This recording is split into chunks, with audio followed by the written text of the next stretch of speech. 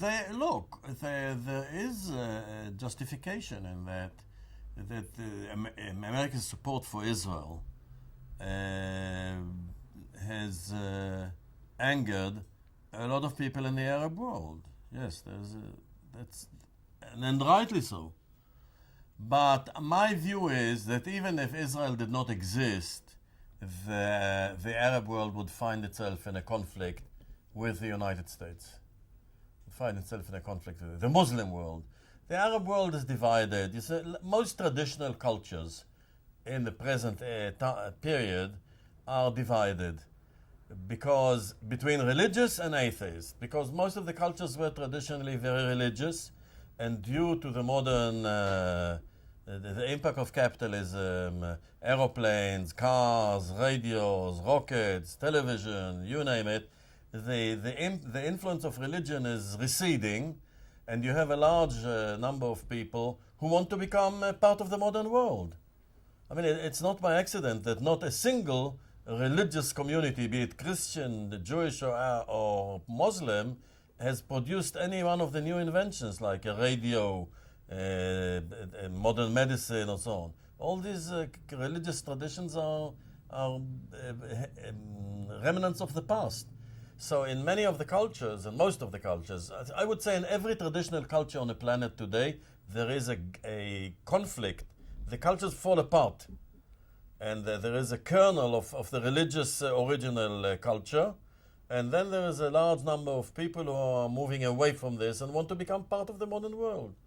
And the original traditional one is in a conflict with modernity. And therefore, look at Algeria. Look at Algeria. Or the hypocrisy of their leaders. For instance, in Saudi Arabia, apparently yes. you can get whipped, flogged right. for having a bottle of whiskey. Right. But members of the right. leading family, right. if you're sure. a Western journalist, they'll sure. offer you a party with a bottle of whiskey each. Sure. But look at Algeria. Nothing to do with Jews. And yet there's a war there between the religious and the atheist. And it so happened that in the last elections, the religious won the majority. And therefore, in all these countries, because the atheists are not willing to hand over to the religious majority, because it would mean what it meant in Iran, what happens in most of these countries is the army takes over. And it's not an accident that in Egypt the army rules. Mubarak is an army man. And in Iraq the army rules. Saddam Hussein is an army man.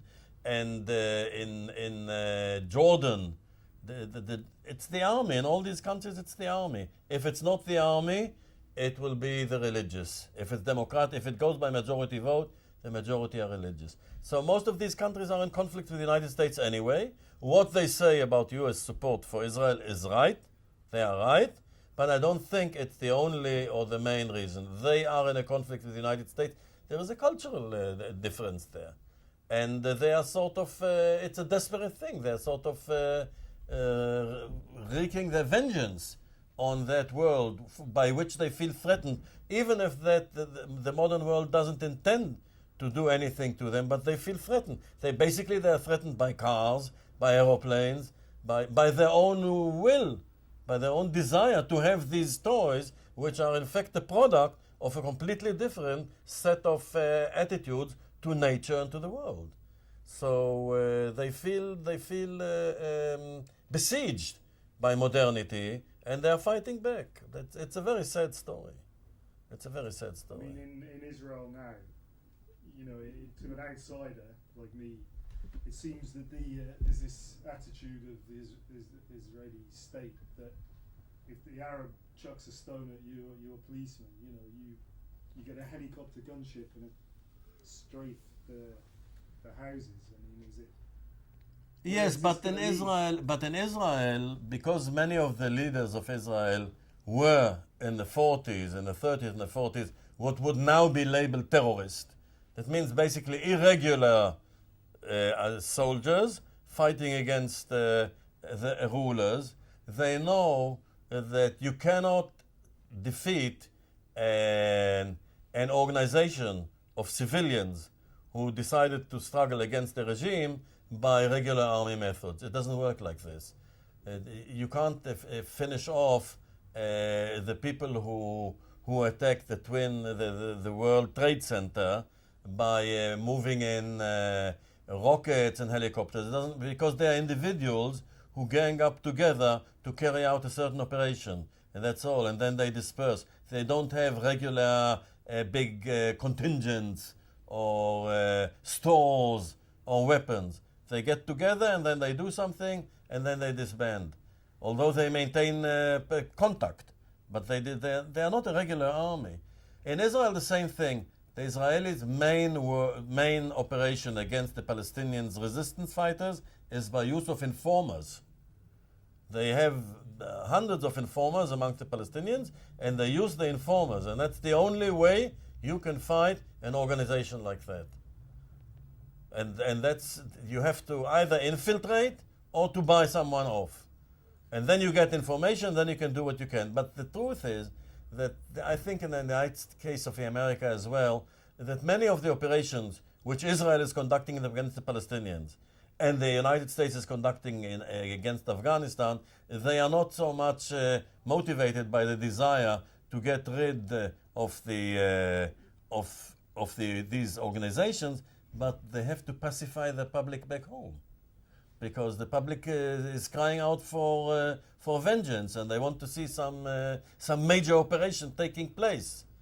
But the specialists know you can't defeat. In the case of Israel, it seems not in that there seems to be a policy of disproportionate response. It can't just be. It's not just vengeance. Is it not fear? But the disproportionate thing is to pacify the Israeli public, that the government is doing something. Because there's always critics in the public saying, we are being killed, buses are blown up, this is happening, and the government does nothing. In fact, it does a lot. It does a lot, but it's undercover, and it uses informers, and they cannot describe this, they cannot publicize this. So the government sometimes has to do some large-scale operations to look well on TV, mainly for its own public, its own electorate. But then the Israeli public must know that, you know, in the recent Intifada, hundreds and hundreds and hundreds of Palestinians have been killed, and a much smaller proportion of Israelis have been killed. Yes, people know this. They know that, yeah. Yes, they know that. But unfortunately, a lot of people, not everyone, but a lot of people are quite indifferent. They say, well, they blew up kids waiting to go into a disco, so they deserve, etc. They deserve what happens to them. But there are many Israelis who go into Palestinian villages to rebuild houses. The Committee Against the Demolition of Houses, which goes and helps the Palestinian rebuild houses, brings money, building materials. Then there are organizations which go into Palestinian villages with food, with doctors, with medication, because most of the Palestinian villages are besieged by the Israeli army. Then there are women who go regularly to army barriers. Wherever there are barriers around an Arab city, and the Palestinians going in and out have to pass through the barrier, the soldiers used to abuse the Palestinians. So Israeli girls put barrier watch, and they're all over, and they're standing there and taking notes, etc. You have non-stop operations. It's a small minority, but it's very active. And you know, every Saturday you pass in Jerusalem next to the Prime Minister's residence, and you see women in black standing there and protesting against the war. And so there is a lot of activity on behalf of the Palestinians, even in the Jewish community, but it never gets into TV, because it's nothing very spectacular. So it never gets into TV. And the majority of the Israelis couldn't care less. If they were concerned, as far as they're concerned, let the Palestinians leave the country and go somewhere else, disappear, maybe to Transjordan or whatever. That's it. Most people are nationalists. Is there a kind of racialism? Not in the sense that they consider the Palestinians inferior. No, they just want to be rid of them. But no, not in the sense that you had racism in South Africa. It's different. For example, in the Israeli parliament, you have, out of 120 members, I think you have about 12 Palestinians, and they are not Uncle Toms. They give the government hell. And the Palestinian community inside Israel, they are not the yes men of the regime. You know, Israel now is about 6 million people, out of which 1.5 million are Palestinian Arabs who are citizens of the state of Israel. And they are not lackeys of the regime. And officially, they have exactly the same rights as the Jews. Actually, they are deprived here and there, and they're being discriminated against. But it's not South Africa. You don't have a bench where only Jews are allowed to sit. Or there's no such thing as no Arabs allowed on this or that bus. No. A lot of the doctors, 1/3 of the staff in hospitals, in all Israeli hospitals, is Palestinian. You have Palestinian doctors and nurses, etc. But since the increase in violence, since Sharon got into office, there is more fear, more division. People, the Israelis won't go to the market because they think they're going to be stabbed. Yeah? So the stability that he promised, the opposite has happened, yeah? I didn't understand the end. The stability? Since Sharon said, we'll take a militaristic approach and we'll make the place stable and you won't be afraid anymore. But in fact, the increase in militarism has created more and more fear. So people now, her sister won't go to the market. She don't want to go on a bus. She thinks an Arab's going to stab her, yeah? It's a bit exaggerated. Look, Sharon came into office because he said he will show the Palestinians a strong arm, an iron hand, an iron fist. But he knows as well as anybody else that there's not much he can do about it. So politics are not always rational, certainly not in Israel.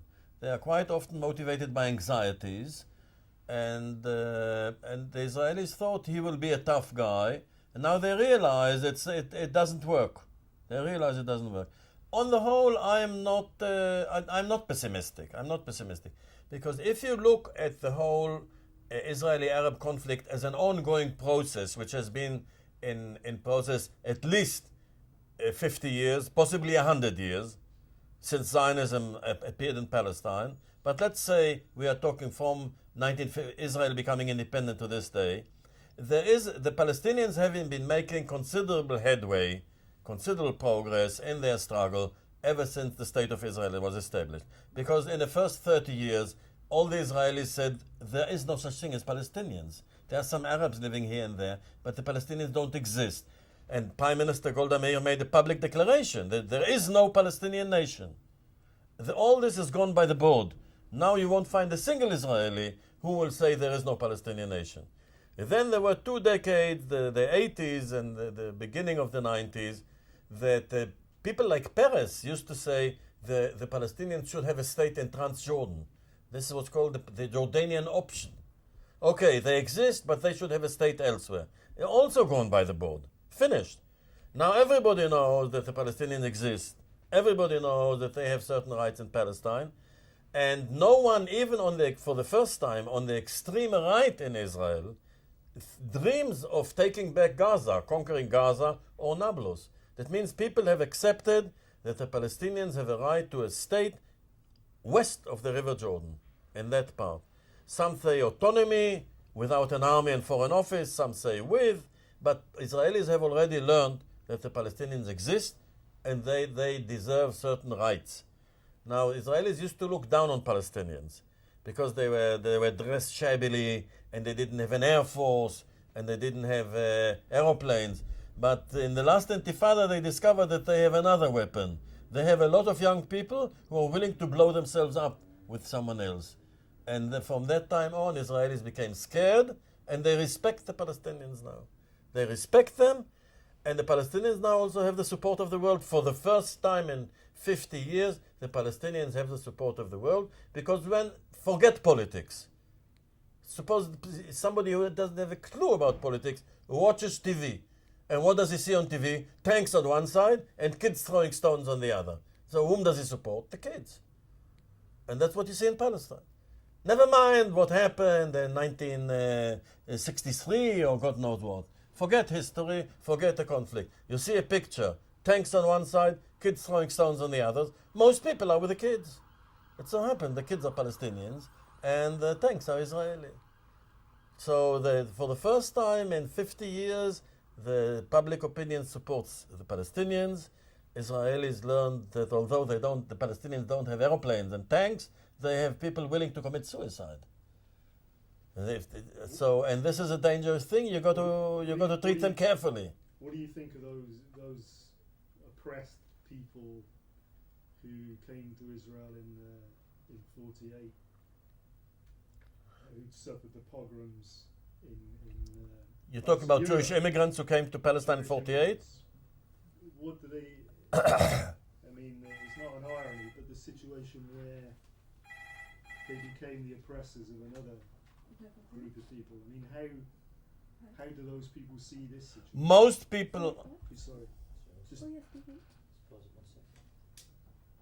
who become lords, who take, earning, who become part of the sort of let's talk about monarchic setup. No.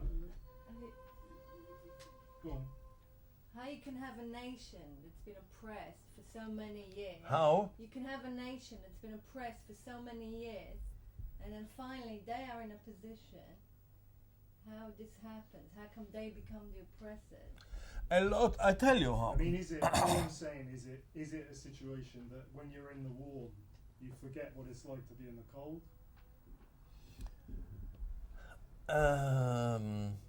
Look, people in my generation, I'm not talking now about people who have my opinions, because I am an active anti-Zionist, and I'm on the very extreme of the left, okay?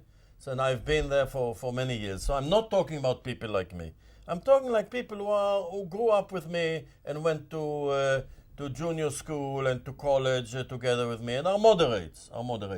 The majority of them that means that the generation of the 1948 would say, this is not the state we expected. We did not believe that it would become like this. This is far too right-wing and too nationalistic for our taste. What's the word? It degenerated into nationalism, but that's not the way we wanted it to be. But people of my generation now, that means the 600,000 Jews who were in Palestine in 1948, they are already a minority. Because now you have 6 million Jews, 6 million people there. If you deduct the 1.5 million Palestinians, you're left with 4.5 million Jews. Out of them, the majority doesn't even know who was Ben Gurion. I mean, in the 90s, 1 million Russian Jews arrived in Palestine between 1990 and 2000. 1 million people added to a population of 5 million. And these people don't know anything, and they are motivated primarily by paranoia. They feel threatened by everything. And if they see the Arabs throwing a bomb, smash them to pieces, throw them out. And they don't know the history of the country, and they don't know the history of the conflict, and they don't care. But they also have a lifestyle that divides them from people in an Arab village down the road. Not only from Arab village, they have a lifestyle which divides them from me. They speak Russian, they have their own Russian newspapers, they watch Russian state TV, you have cable TV, everybody of these people watches Russian state TV, they have their own community. It's an immigrants community, and they have their togetherness, and the vast majority of them, not all, but the majority are extreme right-wingers. They have their own theater, they have their own concerts, they have their own discos, their own newspaper, and they look down on Israeli society. Maybe rightly, because they say we came from a country which had a great literature, which had a great theater, which had great musicians, and we come to a place which looks like a desert, a cultural desert as far as we are concerned. So you have, and these people, the moment they step on Israeli soil, they get a passport. You don't have to wait 5 years. They get a passport right away, and they vote in politics right away.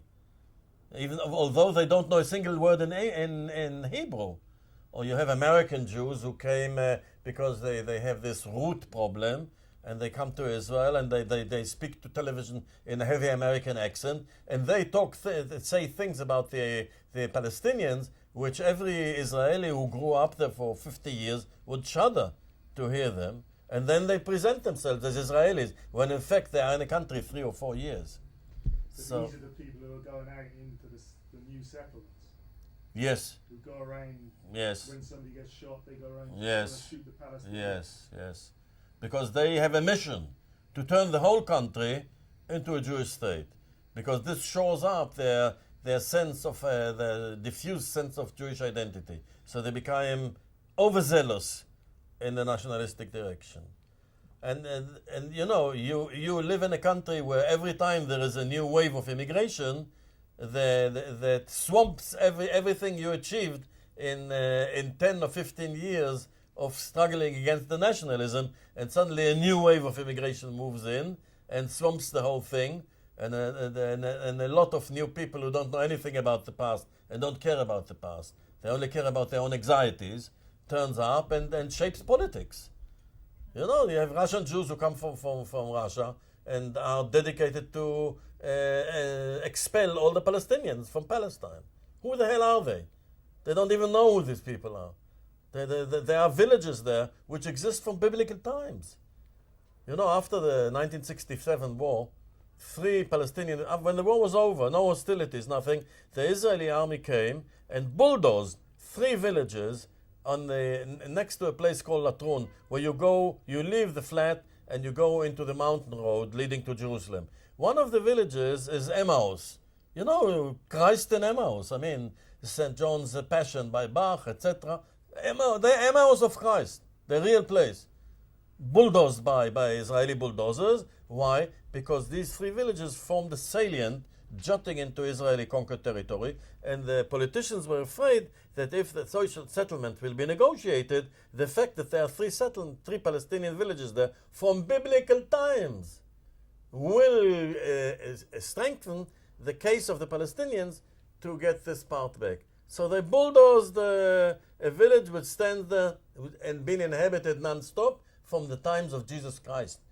When in the New Testament it is mentioned that he came to Emmaus, etc. It was Emmaus. And Russian Jews say, come, what? Who cares? Send them away. All these are anti-Jewish haters, Jew haters, etc.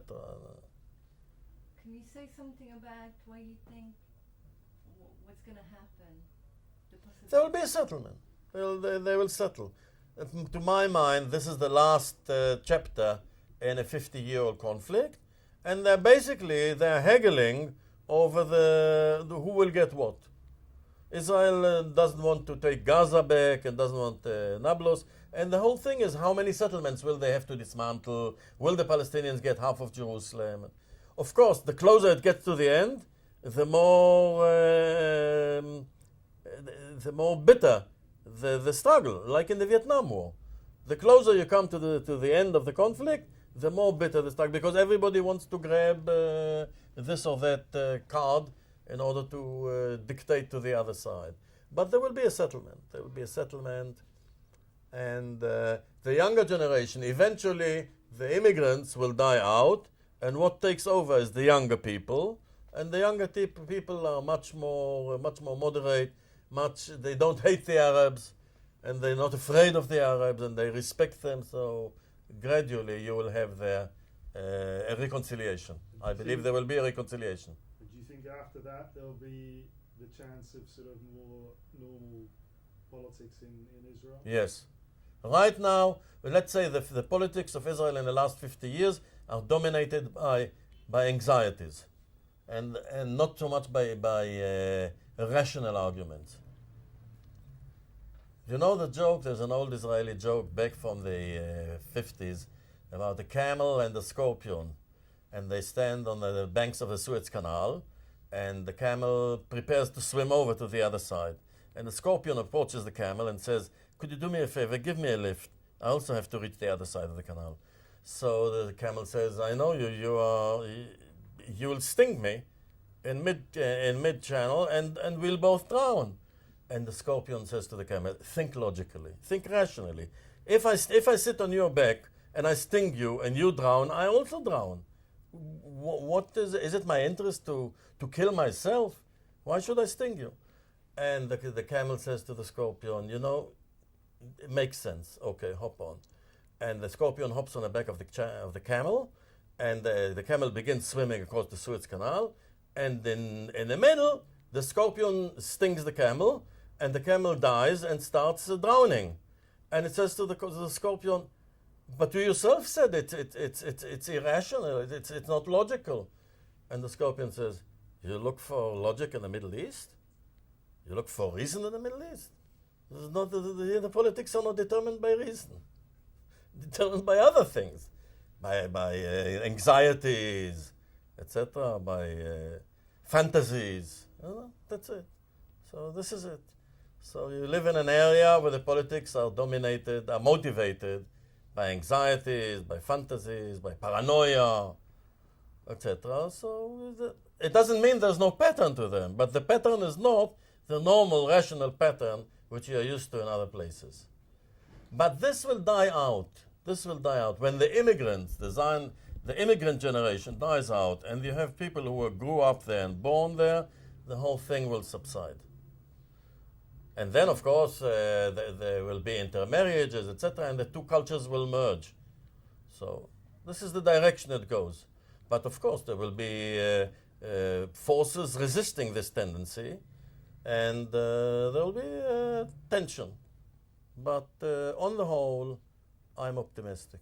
Despite what it looks like now, if you look on it as a process, an ongoing process lasting at least 50 years, if not 100, it's coming toward the end. The chapter of the confrontations is coming towards the end, mainly also because the Israelis are no longer willing to fight. The majority of the Israelis are no longer willing to fight. The haters who have to protect the settlers hate the settlers. The settlers complain that the soldiers don't protect them enough. And there is gradually, the Israeli society is becoming sick and tired of the demands of the extreme nationalistic minority dictating its policies to the rest of the country. But they still voted for Sharon. 5 minutes left in this too. They voted for Sharon. Sorry? They voted for Sharon. Yes, but Sharon is now considered a moderate. Sharon is now considered a moderate. because as far as the right-wing, the nationalists are concerned, he should have gone into Gaza and so on and smashed the place to pieces with the armor, bulldozed the whole place to pieces. Sharon, because once he becomes prime minister, he suddenly realizes there are pressures from the rest of the world, he can't do what he wants, etc. Sharon is now denounced as a moderate. Soon we'll have the photographs of Sharon with Arafat's kafiyeh and denounced as a traitor, like we used to have with Rabin. I mean, this in Britain, Yeah. you get the feeling that the Northern Ireland Protestants are an embarrassment to the British state, and they'd like to solve the question. Presumably, I've heard in some circles of America this talk about pulling a plug on the blank check for Israel. Is there anything to that? Repeat that? There's talk that in some high up circles in America, they're discussing no more blank checks to Israel because it's just. Look, the Israeli lobby, the Jewish lobby in America, which is an independent force, which is separate from the Israeli government. You know, there was a case, I can't remember, about a decade ago, when Saudi Arabia asked the United States to sell it the aeroplanes which have a radar, and the big ones which have a radar and scan the whole area, okay? And the Americans asked the Israeli government, and the Israeli government says, yes, we don't object. That Saudis will have a couple of these planes, and they will be able to view the whole area from above on radar screens. And the Jewish lobby in America objected. And there was a conflict between the Israeli government and the Jewish lobby whether or not the planes should be sold to Saudi Arabia. So the Jewish lobby in the state is something more extreme than and separate from the Israeli government. And they have their own demands on Israeli policies, etc. And my view is they support financially election campaigns, and therefore many presidents depend on them. And B, they collect incriminating data on presidents, and they can blackmail most presidents. And so by means of these two instruments, financial support for the campaign, election campaign, and collecting material, and they're keeping files like Edgar Hoover used to keep on the Kennedys and on everybody else. They manipulate the American presidents to support Israel in ways which they prefer, and sometimes not even the Israeli government. So, I mean, apparently, it's the Talmud, the book of like rules of life within Judaism. The Talmud, yes, is the sort of book of rules of behavior. Yeah. a book of religious rulings according to religious law. Right. That means And the Torah is the Old Testament. it's the Old Testament. Apparently, these book of rules, in practice, there's ways around most of them. Is that right? In practice, Yes. even the religious Jews have found ways around these rules. On some occasions, yes. But on the whole, religious Jews live their lives according to these rulings. There may be occasions when they find ways around them, yes. They have to cope with the modern world, etc. Yes. But these two books only carry much weight for a minority inside Israel. The majority, the Russian Jews never heard. If you say Talmud, 90% of the Russian Jews won't know what you mean. What does the word mean? If you say that the Bible, they heard something about it, but are not influenced, plays no role in their daily life. And also in Israel, one shouldn't exaggerate the role of the scriptures on the behavior of modern Jews in Israel. So, 2 minutes left and 2. on the Sabbath, what percentage of Jews in Israel would not help a Gentile? Is this a myth? Is this Look, most of the Israelis will not, don't give a damn for the Sabbath. Look, all the football games, all the football matches occur on Saturday. And it's a sacrilege according to the Jewish religion. And yet no Jewish religious party dared to propose in the parliament a law be passed that is forbidden to play football on Saturday, because they know the majority will not accept it. They will continue to play football. So, on the other hand, if an El Al aeroplane lands after the Sabbath started, a religious party can tell the Prime Minister, sorry, we are leaving the coalition, and the government will collapse. So the Israeli governments don't collapse because Israel had to withdraw from the Sinai back in 1957, but it can collapse because an El Al airliner landed 10 minutes after the Sabbath began. I told you that there is a reason in it, but it's not normal rationality. But all these things have their own reasons. There was a few years ago, I remember this, when the airplanes come to land at Tel Aviv Airport, Leda Airport, Ben Gurion it's now called, they had to fly over the rubbish dump of Tel Aviv. There's a big rubbish dump, a mountain, and the road to the way to the landing strip is over this hill. And there are always birds hovering over that hill, over the mountain dump, the rubbish dump. And on one occasion, either the birds were too high or the El Al airplane came too low, and he sucked some of the birds into the engine, and they were ground to pulp in no time at all, and all the fuselage became smeared with blood. And when he landed and the journalists saw an El Al plane and all the fuselage smeared with blood, they rushed to the pilot and asked what happened. And he explained that some birds got sucked into the engines and got smeared on the body, and he regrets it very much. The next day, the most popular evening paper publishes the news item. And how does he entitle the news? It wasn't front page. It was somewhere in page 3. And what does the editor put as a heading? Birds attack El Al airliner. Whatever happens, you get attacked. It doesn't matter. You are always the victim. There's a self-image of the eternal victim. Golda Meir, on one occasion, when there were television cameras photographing the Israelis committing some atrocities against Palestinians. Usually she denied that this happened, but when one day she couldn't deny it, she says, I hate the Palestinians for what they cause our boys to do to them. So whatever happens, the self-images of the eternal victim, and a victim can never go wrong. Even if he perpetrates some wrong upon others, but he's always the victim. And that's it. This is all I say is, don't bend into this emotional blackmail.